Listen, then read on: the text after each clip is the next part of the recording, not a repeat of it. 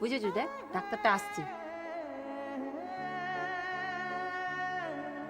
লোকটাকে দেখে কেউ বলবে ভুল চিকিৎসা করে একটা জলজান্ত মানুষকে মেরে ফেলেছে? আজকালকার ডাক্তারগুলো পয়সা ছাড়া কিছুই চেনে না।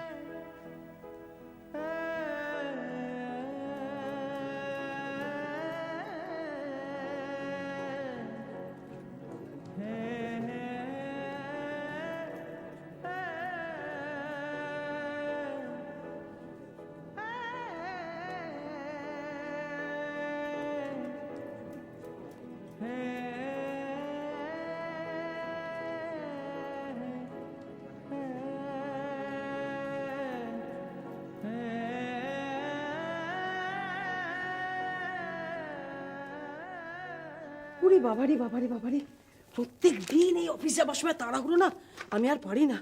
ইস, আজও দেরি হয়ে গেল। দেখ, সেই এখন মিনি বাসের জন্য 1 ঘন্টা লাইন দাও, তারপর আবার বসার জায়গা নিয়ে ঝামেলা। উফ, কিন্তু তুই তৈরি হসনি এখনো? আমার আবার কিসের তারা মা? ওমা, আজ তো নক্ষত্র কেসটা উঠবে রে কোর্টে। কি হলো, চুপ করে আছিস কেন? কি যাবি না? কি হবে গিয়ে? কি হবে গিয়ে মানে? কেসে কি রায় হবে তা তো সবার জানা আছে। শোনো কথা, কেসটা শুরুই হলো না, তুই রায় জেনে গেলি।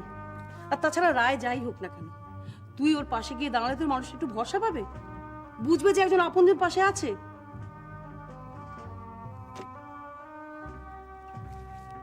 আপনজন, সে কি আমাকে আর কোনোদিন তার আপনজন বলে ভাবতে পারবে মা? কি রে, কিছু বলছিস না তো? কি না না, তুই কোর্টে যাবি না কেন? আশ্চর্য। আচ্ছা, আমি গেলে কি জজ সাহেব তার রায় বদলে দেবে? কি উল্টোপাল্টা কথা বলিস না, আমার এই ধরনের কথাবার্তা একটু ভালো লাগে না। তুমি যেমন প্রশ্ন করো সেরকম তো উত্তর হবে মা। কেন, তোকে আমি কি খারাপ প্রশ্নটা করেছি? তোকে তো সেদিন আমি পই পই করে বললাম তুই যা গিয়ে ক্ষমা টমা চেয়ে ব্যাপারটা মিটিয়ে নে। ছেলেটা একা একা সমস্ত ঝামেলা পোয়াচ্ছে, বল দেখিনি। তুই কাছে গিয়ে দাঁড়ালে তো একটুখানি ভরসা পেত, তা না তুই কোনো কথাই শুনলি না। এখন গিয়ে দাঁড়ালেও তো একটা সুরাহা হয়। আমি যাই কি না যাই তাতে ওর কিছু এসে যায় না মা। কেসে যা হবার তাই হবে। তাহলে থাক, ঘরে করে মুখ লুকিয়ে কাঁদ, আমাকে কোনো কথা বলতে আসবি না। সবসময় নিজের গণই আছে। তুমি ভেবো না মা,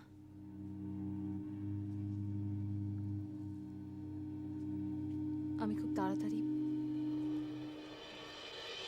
আমার হাতে তীরের ব্যবস্থা করে নেব। দেবাংশু কাকুর চাকরির অফারটা তো আছেই। আমি কদিন ভাববার টাইম নিয়েছিলাম।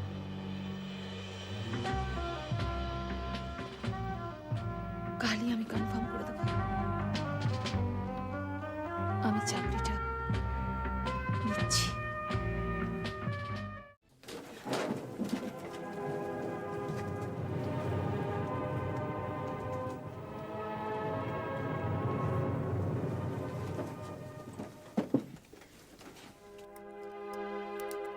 Case number 29/C under section 304A IPC in the matter of Mrs. Tithi Mitro, wife of deceased Alok Mitro, plaintiff, versus Dr. Nakhotra Roy, defendant. বাদী এবং বিবাদী উভয় তরফের অ্যাডভোকেট উপস্থিত আছেন। ইওর অনার, বাদী তিথি মিত্রের তরফ থেকে আমি হাজির অ্যাডভোকেট সুব্রত ভৌমিক। বসুন। বিবাদী পক্ষ ডক্টর নক্ষত্র রায়।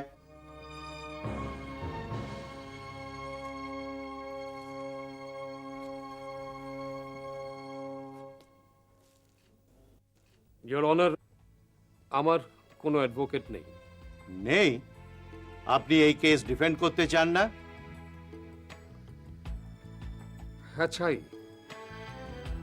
কিন্তু আমি যেহেতু মনে করি যে আমি কোনো ভুল করিনি, তাই আমার যা বক্তব্য তা মহামান্য আদালতের কাছে আমি নিজেই পেশ করতে চাই। কোনো অ্যাডভোকেটের সাহায্য আমি নিতে চাই। ঠিক আছে, আপনি বসুন।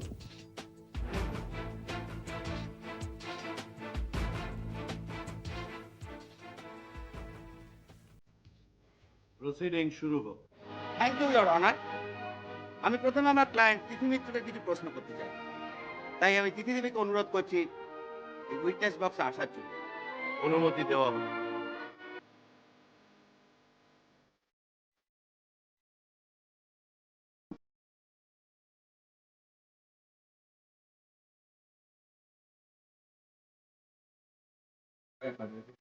যাহা বলিব সত্য বলিব, সত্য বই মিথ্যা বলিব। যাহা বলিব সত্য বলিব, সত্য বই মিথ্যা বলিব।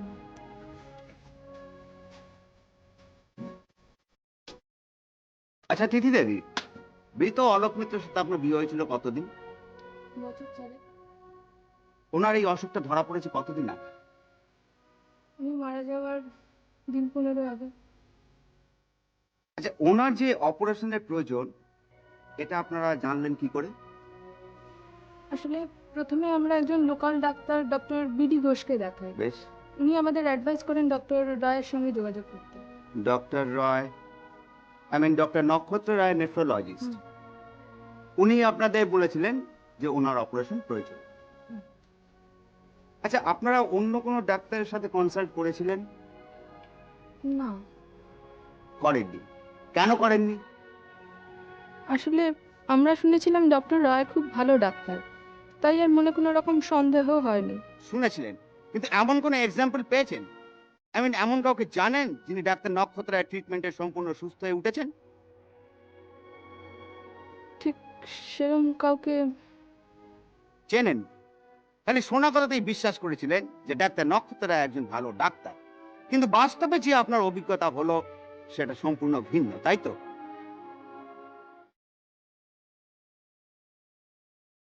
যে ডাক্তার সম্পর্কে প্রশংসা শুনে অন্ধের মতো নির্ভর করেছিলেন, সেই ডাক্তার নক্ষত্র রায়ের ভুল ট্রিটমেন্টে অকালে চলে যেতে হলো আপনার স্বামী অলোক মিত্রকে,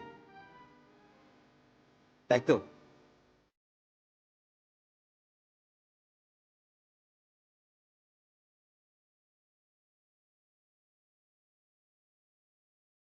আচ্ছা দিদি দেবী, অলোকবাবু কবে মারা গেছে? 13 ডিসেম্বর। কখন?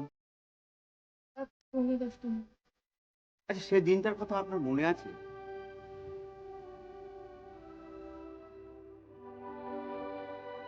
আচ্ছা, সেদিন সকালে কিংবা বিকেলে আপনার সাথে অলোকবাবু দেখা হয়েছিল?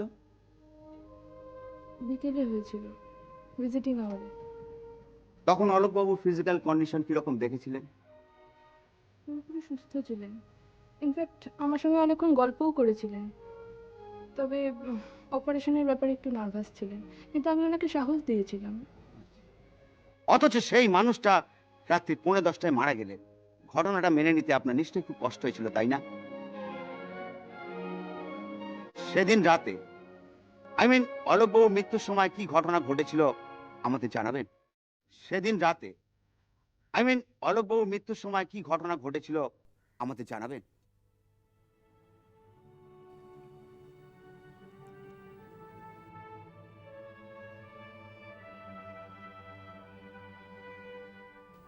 সেদিনকে রাত 9:15 নাগাদ হাসপাতাল থেকে একটা ফোন এলো, ওর শরীর খুব খারাপ, আমাকে তখনই যেতে হবে।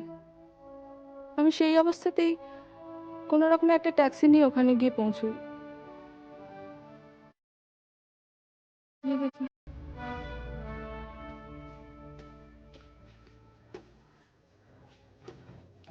কি হয়েছে? হ্যাঁ? কি হয়েছে? না মানে ওর শরীরটা একটু, কি করে হলো? আপনি দয়া করে ভেঙে পড়বেন না প্লিজ। স্যার যে কেন এখন আসছে না?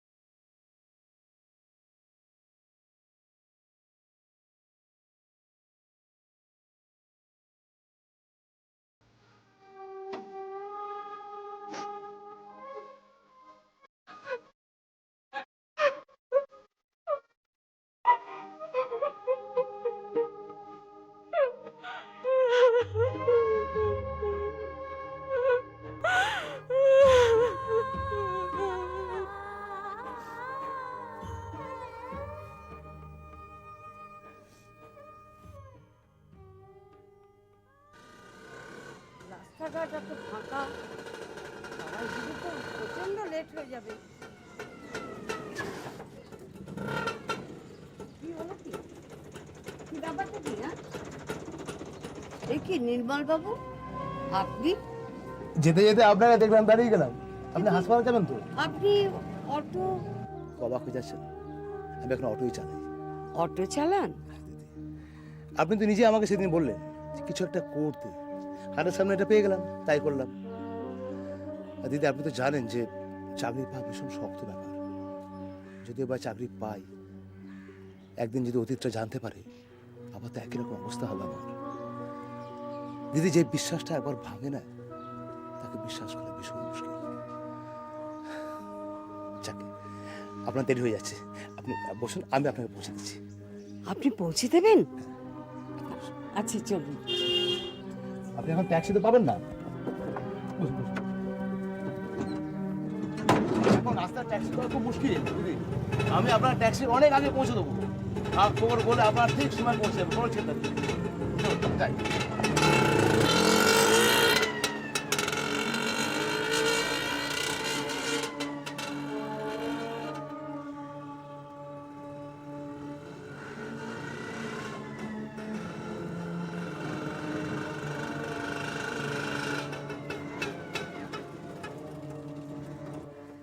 দিদি, আমি আর ভেতরে যাব না, আপনি একটু কষ্ট করে হেঁটে চলে যান। না না, তাতে কি হয়েছে, এসেই তো গেছি। আমার ইচ্ছে ছিল যে আপনাকে একদম ভেতরে পৌঁছে দিয়ে আসি, কিন্তু যদি কোনো পরিচিতর মুখোমুখি হয়ে যায় তাহলে। তাতে ক্ষতি কি? না, আমি হাসপাতালে দীর্ঘদিন চাকরি করেছি তো, এখন অটো চালাচ্ছি। তাতে তো আপনার কিছু যায় আসে না। না, আমার কিছু যায় আসে না, তাই মানুষ মানুষের দুরবস্থা দেখলে তো আনন্দ পায়। একদিন আমিও পেতাম, আজ বুঝতে পারছি এটা কত বড় অমানবিক। যাকে, আপনাকে সঠিক সময় পৌঁছে দেবো। হ্যাঁ ভাই, নইলে খুব মুশকিল হতো। না, ওটা আমি নেব না, ওটা আপনার কাছে রাখুন। না না, নেবেন না কেন? না। অন্য প্যাসেঞ্জার হলে কি নিতেন না? অন্য প্যাসেঞ্জার হলে তো আমি উল্টো পথে আসতাম, আপনি বললেই তো এখানে এসেছি। জানেন দিদি, আজকে দিনটা আমার ভীষণ ভালো গেছে। আজ সকালে একটা প্যাসেঞ্জারের মাল শিয়ালদা ডেলিভারি করতে গেছিলাম, সারা দিনের রোজগারটা আমার হয়ে গেছে। তাই বলে আমার কাছ থেকে টাকা নেবেন না? রোজ আমার ট্যাক্সিতে যেতে 45 টাকা মতো লাগে। দিদি, আমার ছোট গাড়ি, 5 টাকারও তেল পড়ে না, ওটা আপনি আপনার কাছে রেখে দিন। তাই বলে আমার থেকে নেবেন না?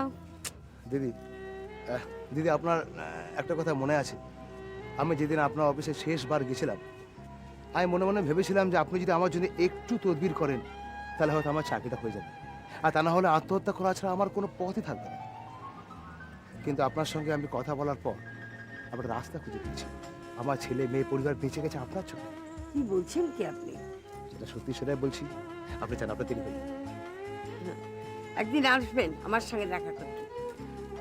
আপনি তো বুঝতেই পারছেন, অটো চালাই, যত খাটবো তত পয়সা। তবু চেষ্টা করুন, ফাঁক খবর পেলে নিশ্চয়ই আমার চেষ্টা করুন। ভালো থাকবেন।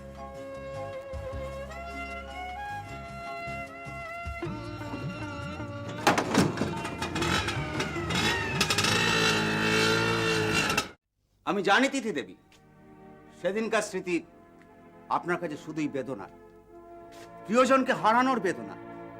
কিন্তু মহামান্য আদালতের কাছে আপনাকে তো সবকিছু খুলে বলতেই হবে, তাই সবকিছু আপনার বলা প্রয়োজন। যাই হোক, সেদিনকার সেই ঘটনার পর থানায় গিয়ে ডাক্তার রায়ের নামে এফআইআর করলেন, তাই তো?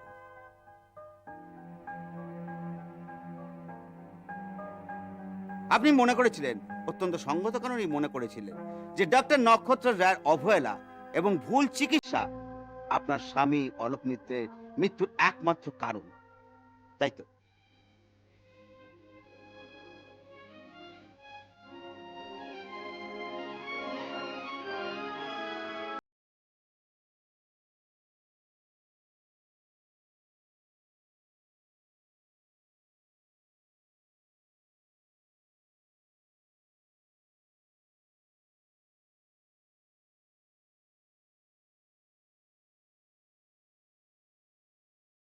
আপনি এখন যেতে। ইওর অনার, তিথি মিত্রের বয়ান থেকে এটাই পরিষ্কার যে ডাক্তার নক্ষত্র রায়ের রং ট্রিটমেন্ট এবং অবহেলায় আমার ক্লায়েন্ট তিথি মিত্রের স্বামীর মৃত্যুর একমাত্র কারণ, এবং এর পেছনে ডাক্তার রায়ের অন্য কোনো উদ্দেশ্য ছিল। তাই মহামান্য আদালতের কাছে আমি অনুরোধ করছি যে ডাক্তার রায়কে 304A IPC অনুযায়ী উপযুক্ত শাস্তি দেওয়া হোক। That's all your honour. আমার আর কিছু বলার নেই।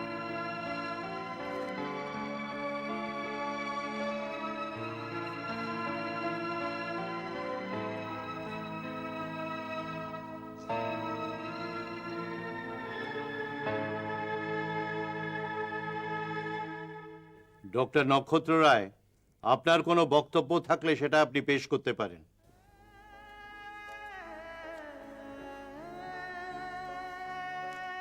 Your Honor,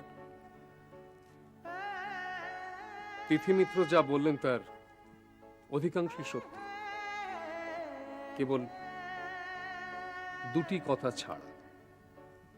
প্রথমত, অলোক মিত্রের চিকিৎসায় আমার কোনো গাফিলতি ছিল না, আর ভুল চিকিৎসা আমি করিনি। এবং দ্বিতীয়ত, এই ঘটনার পেছনে আমার কোনো উদ্দেশ্য ছিল না। আমার আর কিছু বলার নেই। আপনার বক্তব্যের সপক্ষে কোনো সাক্ষী কিংবা প্রমাণ আপনি উপস্থিত করতে চান doctor Roy?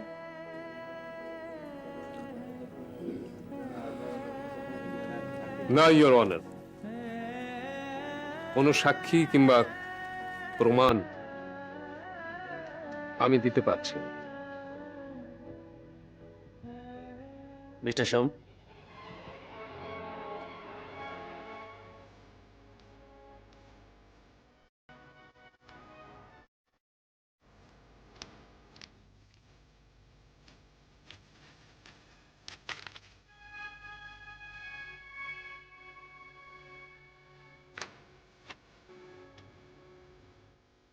Your honour, state চায় আমি এই কেসে সওয়াল করি। আমি একজন পাবলিক প্রসিকিউটর ইওর অনার। আমার নাম অসীম সোম।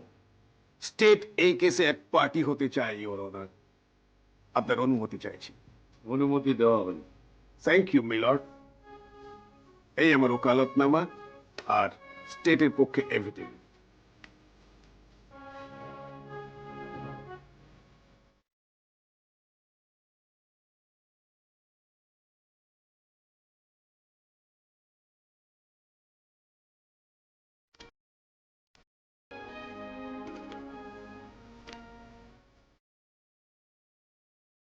আজকের মতো শুনানি এখানেই মুলতবি রইল।